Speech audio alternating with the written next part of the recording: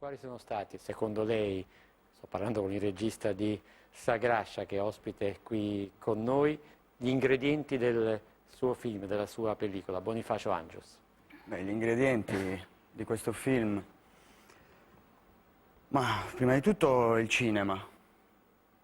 Ci sono delle riflessioni anche all'interno del mio film, ci sono delle riflessioni sul cinema, citazioni, diciamo, chi se ne accorge poi chi ha visto certi film magari se ne può accorgere. E poi fondamentalmente l'ingrediente è l'istinto che mi ha portato a girare questo film con semplicità, prendendo Ripetiamolo, spunto... Sagrascia sta per grazia. Sì, sì. Di girare questo film con semplicità, istintivamente, prendendo spunto da un evento che era capitato a mio padre negli anni 50, da una vecchia fotografia in bianco e nero di mio padre sull'uscio della sua casa di un piccolo paese della Sardegna vestito da fraticello francescano. Lì mio padre stava per partire per il suo pellegrinaggio, che poi è completamente diverso, è stato completamente diverso da quello che poi è la narrazione del film, ma quello ha dato il là, diciamo, ha dato lo spunto per poter partire, il pretesto per poter realizzare un road movie con toni surreali, a tratti di commedia, con una tela di fondo anche molto drammatica. Bonifacio, vuol sentire prima le reazioni a caldo del pubblico all'uscita dalla sala o prima il giudizio di 3 critici che hanno visto il suo film? Per me, non lo so, decidete voi. No. Allora, il pubblico, uscita a sala.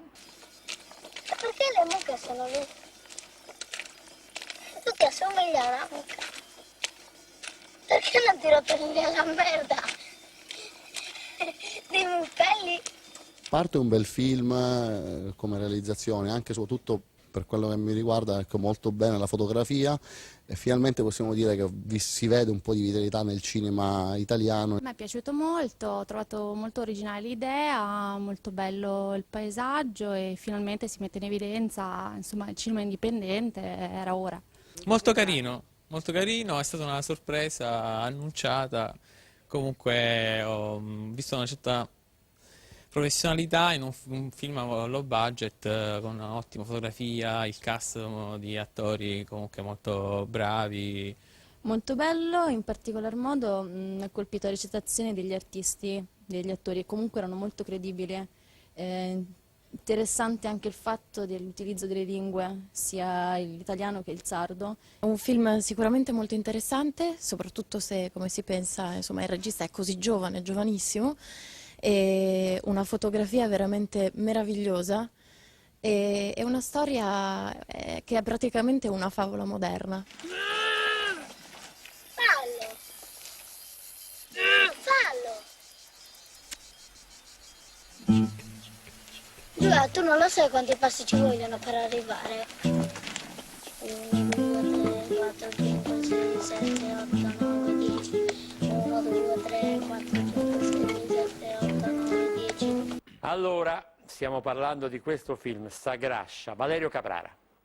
Sì, se noi siamo un po', sembra stasera, gli ostetrici del cinema, possiamo allora dire che sono nati 2 registi. Ecco, Bonifacio Angius può stare tranquillo sul mio giudizio perché io teoricamente sono lontanissimo da questo tipo di cinema, quindi non ho quella benevolenza coatta che viene data a priori così ai film diversi, e invece ho trovato, proprio sinceramente sono stato sorpreso dalla grazia che aleggia nel suo film, dalla spontaneità, dalla sincerità con la quale costruisce questo itinerario, che è un itinerario fantastico in una terra non solo favolistica ma quasi western, e dove più delle citazioni io trovo importante il rapporto che ha saputo tradurre in immagini, in linguaggio squisitamente cinematografico, tra i volti, tra i corpi e i paesaggi, le costruzioni. Insomma, il professor Caprara che paesaggi. voto darebbe a questo regista bravo, sardo?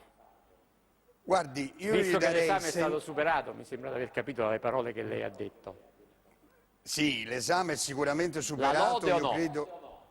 No, la lode La non lode. gliela darei perché altrimenti facciamo come facciamo sempre a cinematografo, lodi sperticate a volontà e poi non segue nessuna reale evoluzione. Quindi dei la lode film no, e ma dei un buon voto registi. sicuro. Ornella, da vedere o no questo film? secondo me è da vedere, anche perché credo che sia un lavoro coraggioso e diverso da da ciò che siamo abituati a vedere ultimamente. Si muove un po' tra l'onirico e il reale, tra il religioso, il sacro, ma anche il folcloristico, il superstizioso, e poi soprattutto in questi scenari assolati e caldi si muovono dei personaggi molto curiosi, veramente eccentrici, che danno quella poesia e quella surrealità alla pellicola, tanto da renderla veramente un qualche cosa di inatteso, secondo me. Vale la Anselma, pena e chiudiamo. vederlo. Anselma Dell'Olio.